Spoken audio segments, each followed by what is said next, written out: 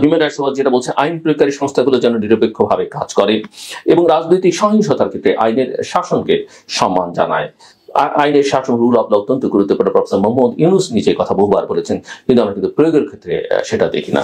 কথা এবং কাজের মধ্যে সম্পর্ক যদি না থাকে, যোগসূত্র না থাকে, সেটা কিন্তু এক ধরনের অসুস্থতা। এটাকে বিশ্বখ্যাত মনোবিজ্ঞানী লিও ফেস্টিঞ্জার বলেছেন।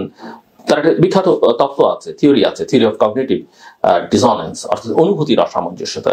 আপনি যখন চিন্তা একটা করবেন, কাজ আর একটা করবেন, মুখে বলবেন একটা, কাজ আর একটা করবেন, এগুলোকে আমরা নানাভাবে দেখি, লোকটা ভালো নয়, এটা, কিন্তু লিও ফেস্টিঞ্জার দেখাচ্ছেন বা বলছেন যে এগুলো আসলে এক ধরনের মানসিক অসুস্থতা, মানসিক রোগ, এর চিকিৎসা প্রয়োজন।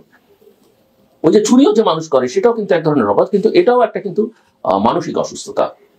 সো এগুলো আসলে খুব খতিয়ে দেখা দরকার আমি মনে করি।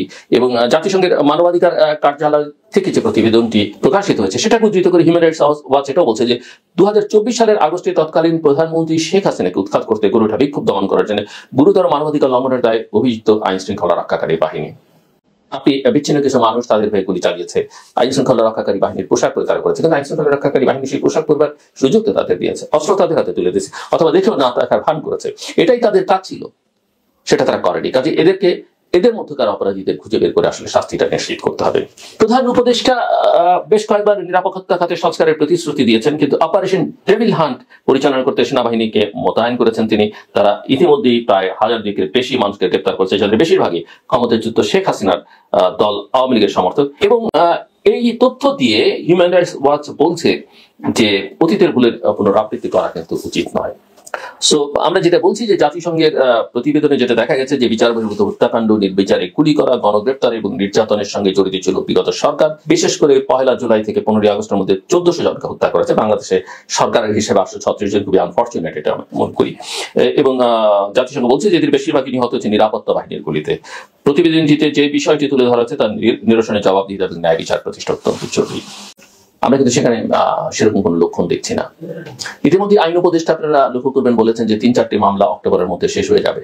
আপনি নির্বাচন যদি ডিসেম্বরে করতে চান তাহলে 3-4টি মামলা দিয়ে আপনি কতজনকে আটকাতে পারবেন?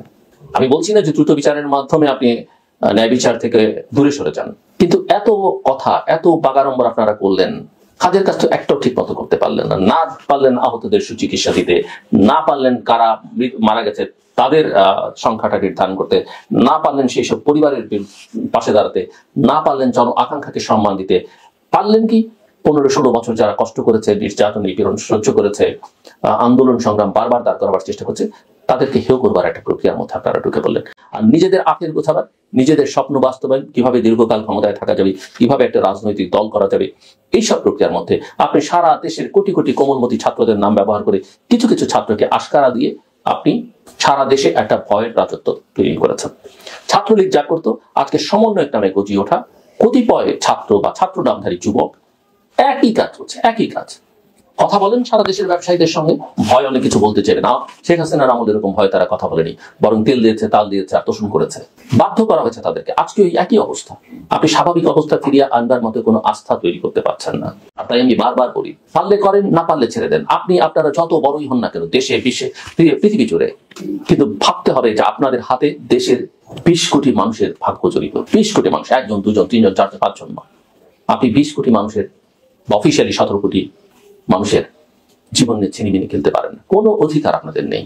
এবং মনে রাখবেন, অতীতের অপরাধের বিচার করবার যে কথা যখন আমরা দাবি করছি, আপনারা করবেন বলছেন, আপনারা অপরাধ করলে আপনাদেরকে কেউ ভবিষ্যতে ছাড় দেবে না। সবাই আপনাদের লক্ষ্য করছে, সবাই ক্ষমতায় যাবেন, ক্ষমতার কেন্দ্রবিন্দুতে যাবেন, উপরে উঠবেন, মানুষ আপনাদেরকে লক্ষ্য করবে। এবং সব কথা শেষ কথা, গোটা পৃথিবী লক্ষ্য করছে। যেমন জাতিসংঘ, হিউম্যান রাইটস ওয়াচ, এরকম অসংখ্য সংগঠন সারা পৃথিবীতে ছড়িয়ে আছে, তারা আপনাদের দিকে নজর রেখেছে। আমার কথা শুনবার জন্য অসংখ্য ধন্যবাদ। আপনাদের সবার জন্য শুভকামনা।